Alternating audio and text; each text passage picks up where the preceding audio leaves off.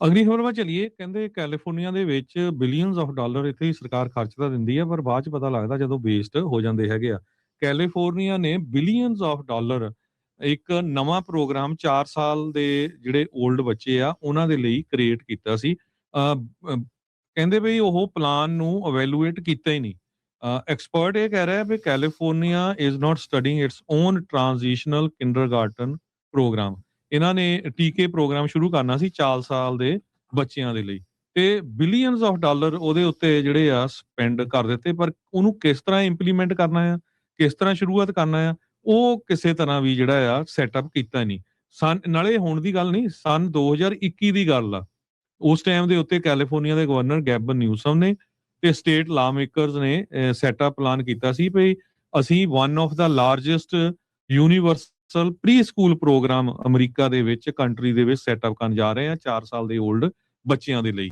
ਸੋ ਇਸ ਗ੍ਰੇਡ ਦਾ ਨਾਮ ਵੀ ਉਹਨਾਂ ਨੇ ਟ੍ਰਾਂਜੀਸ਼ਨਲ ਕਿੰਡਰਗਾਰਟਨ ਟੀਕੇ ਰੱਖ ਦਿੱਤਾ ਸੀ।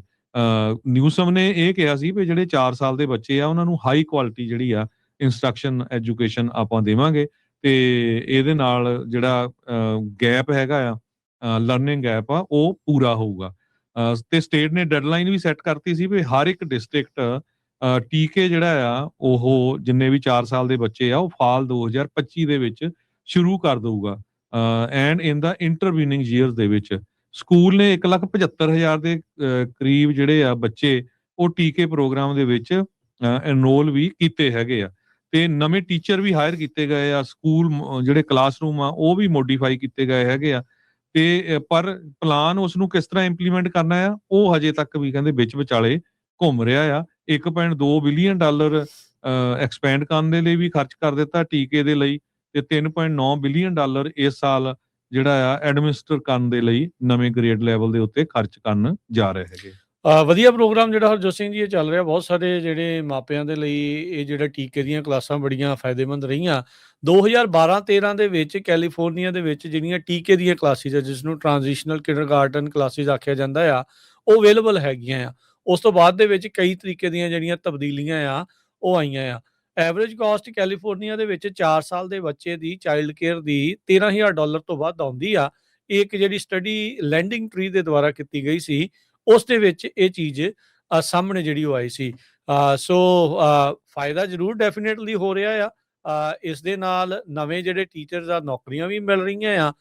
ਸਕੂਲ ਵੀ ਜਿਹੜੇ ਉਹ ਅੱਗੇ ਦੇ ਨਾਲੋਂ ਵੱਡੇ ਜਿਹੜੇ ਉਹ ਹੋਏ ਆ, ਪਰ ਇਹਦੇ ਵਿੱਚ ਇਹ ਜਿਹੜੀ ਚੀਜ਼ ਜਿਹੜੀ ਤੁਸੀਂ ਦੱਸ ਰਹੇ ਆ ਵੀ ਇਵੈਲੂਏਟ ਕੀਤੇ ਬਗੈਰ ਇਹ ਜਿਹੜਾ ਪਲਾਨ ਆ ਇਹ ਇਹਨਾਂ ਨੇ ਲਾਗੂ ਜਿਹੜਾ ਉਹ ਕਰ ਦਿੱਤਾ।